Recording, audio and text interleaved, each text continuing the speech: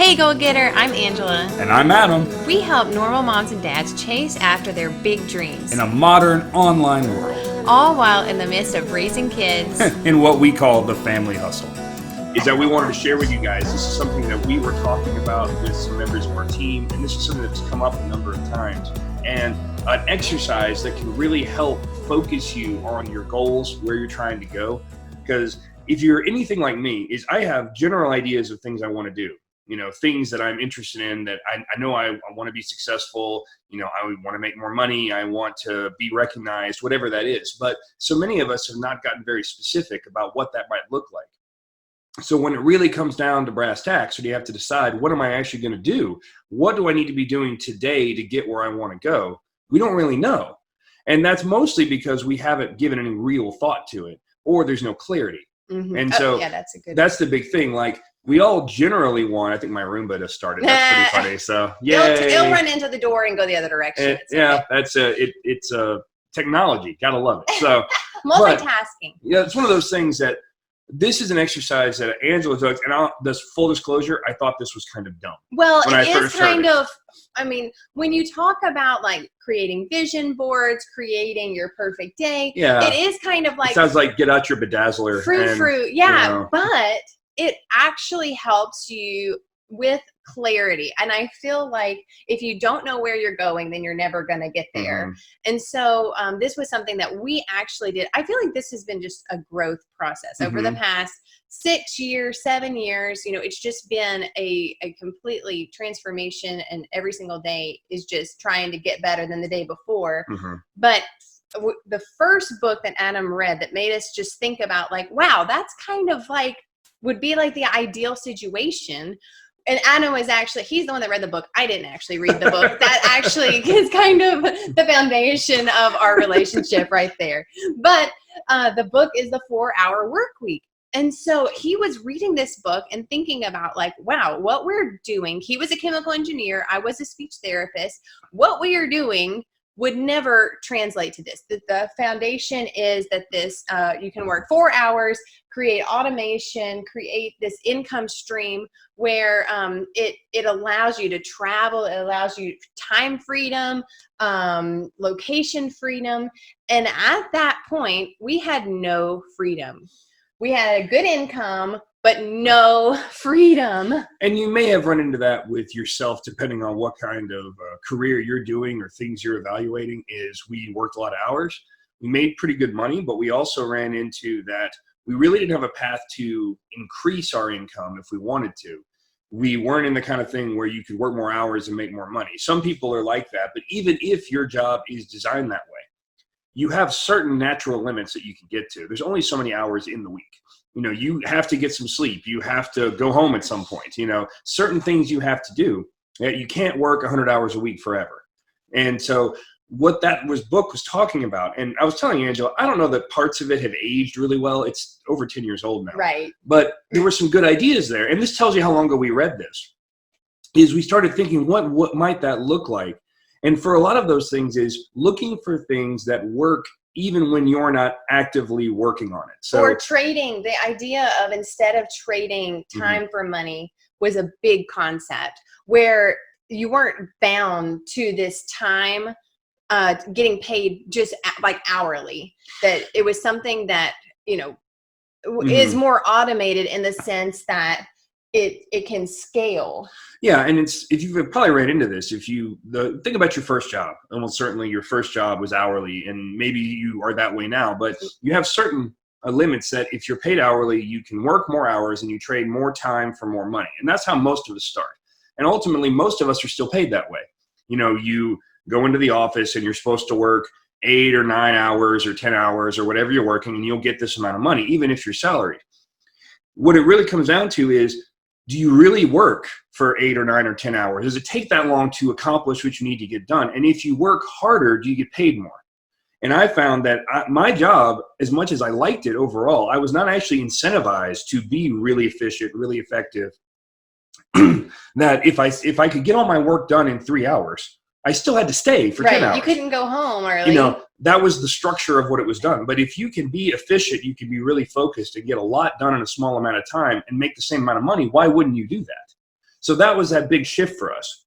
That was the concept. So then we realized it was just like, wow, what we're doing is not going to translate into this. So I think that was the vision was starting to get stirred inside of us that, wow, wouldn't it be amazing if we created an income stream that allowed us to pick where we wanted to live, that allowed us to set our own schedule, so that we didn't have to, wake up and leave the house by 6:30 a.m. I just remember I never saw Adam in the morning because he was gone before the sun. And so, there was just like, wow. And it just like opened my eyes to maybe there is another option out there for us.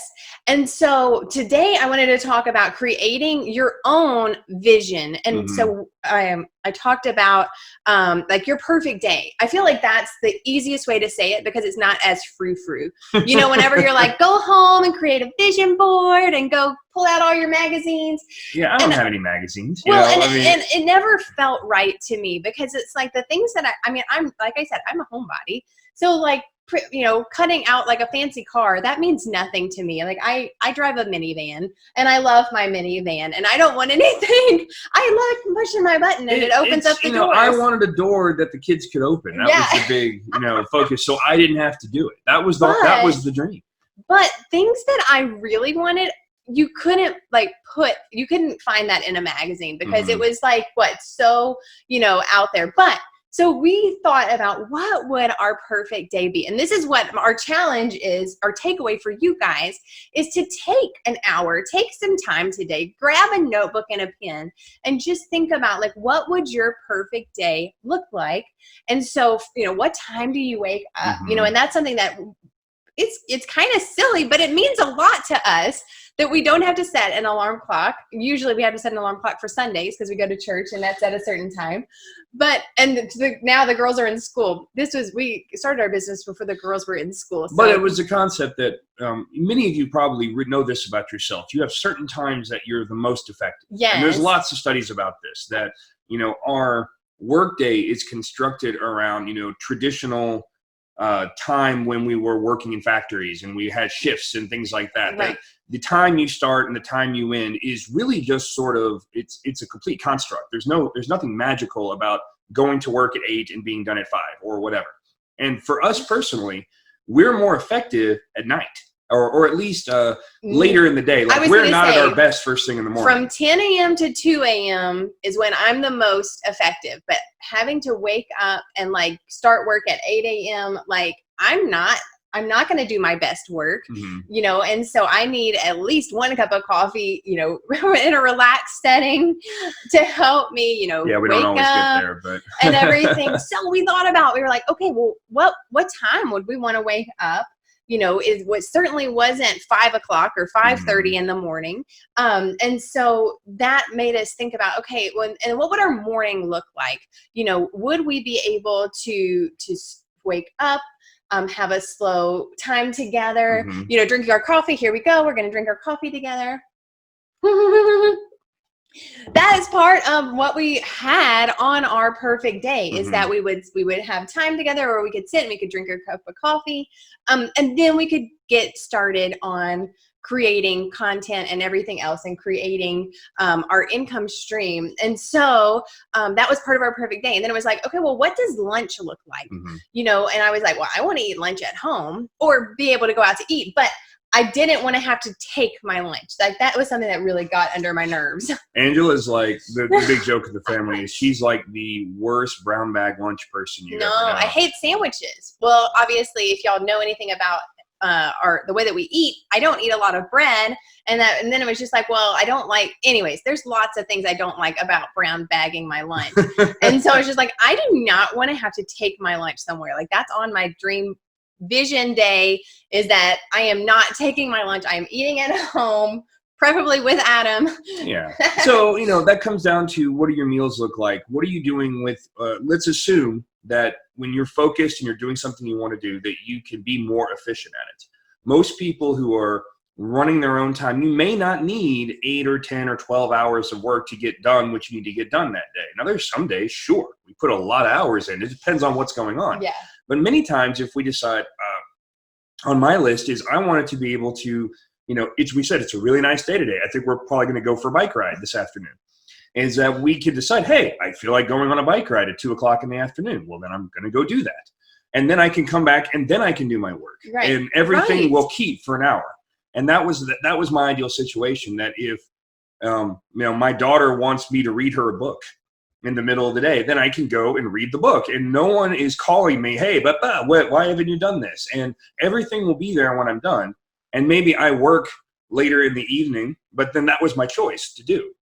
And that was something that I never had in my kind of, my white collar corporate job. Is there was always somebody who was overlooking my schedule and second guessing what I did. And even if I got my work done, there were certain expectations about you be available at these times, you go to these meetings.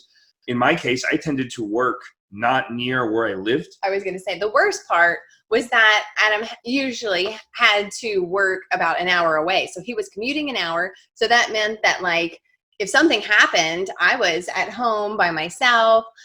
We couldn't meet to have lunch very easily. I think it happened twice in 3 or 4 years. Mm-hmm. And there were just things like, this is not what I want.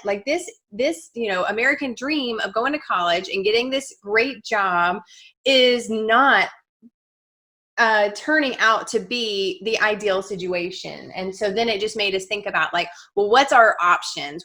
And that's whenever, the only way that we could develop this perfect day, where we could wear what we wanted to, wearing a t-shirt, not having to dress up. I'm wearing shorts and socks, and that's fine because it's chilly today, so I wear socks. That's just how it goes.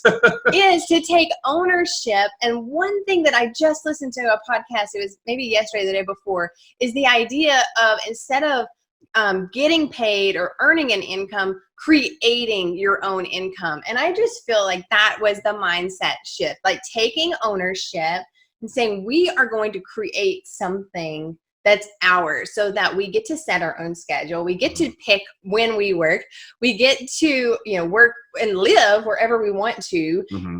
And then it didn't happen. And this is one of the things I wanted to talk about on this episode, is that it just because we put it down mm-hmm. didn't mean, okay, well, tomorrow I'm going to go to work in a t-shirt and flip flops, because that's what my perfect day is. It was that vision that, okay, that's what we're working towards. That's what we want. And that's why, sometimes we say, put a vision board, put it up where you see it every day, put it on your phone. So where every time you look at your phone, you're like, oh yeah, that's why I'm doing this. It's not because today I'm not where I want to be, but I have a vision. I have clarity of where I'm going. And so is what I'm doing today helping me get to where I want to go? Yeah. So when you're home in the evening and you've had a long day at work and you'd rather just watch TV, but you're going to read a book instead, the reason you can find the motivation to do that is because you're thinking, I would rather have my day be in control rather than spending my whole day doing stuff I'd rather not be doing.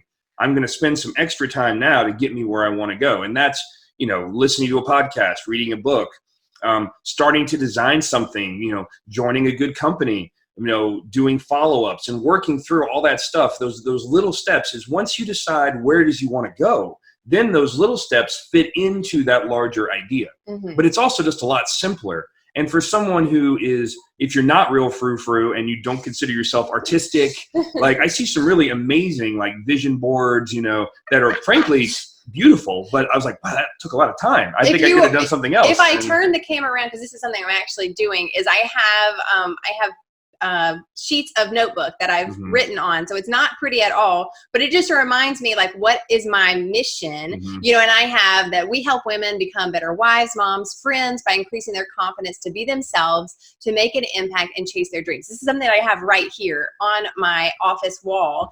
And so it can be as simple as what do I want to do? What do I want to wake up every single day and I want to do? And whenever I go to bed at night, if I accomplish that, I feel good about myself. Mm-hmm. And so then it's just creating that starting point of okay, that's the finish line. If I'm doing that and I'm waking up and that's what I'm accomplishing, then I'm doing what I'm in alignment with, what my clarity is, where I'm going. And it just makes it where you can't you will be consistent because you can't ignore what your mission is. You can't ignore where you're going. Totally.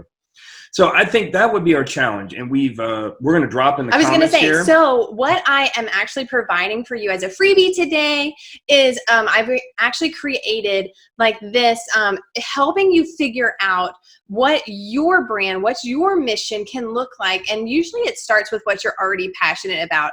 And that's something that I feel like God has given us each unique gifts, each unique passions, because he, wants you to impact the world around you in a unique way. So that means that we're not all going to look alike. Obviously, we don't look alike. And so we are on a mission to impact people in a different way. And so if you want more clarity about what your impact can be, what your brand can be, what your mission statement can be, I've put together this brand discovery guide, so where you can just think about, like, what am I already passionate about? What do I already know? How can I already help people right now and start making your impact today? Mm-hmm.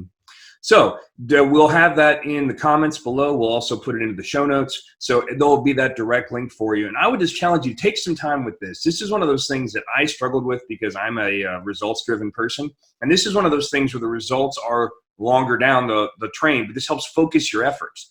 And what so many of us do is we expel lots of energy and lots of effort toward things that are not ultimately helping us get where we want to go. So I would say that would be our challenge today, is spend some time about how you want to spend your day and what are you doing today to help you get that perfect day in the future. I love it. Okay, well, thank you guys for tuning in. And if you are listening to the podcast, don't forget to subscribe and leave a comment, leave us a review so that we know how we can help you the best.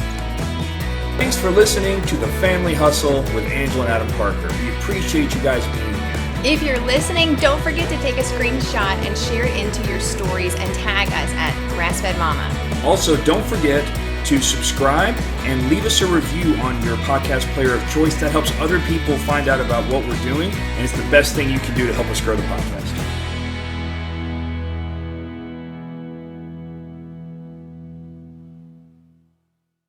Hey, goal getter, are you ready to stop having to chase after people only to realize they aren't even interested in what you have to offer?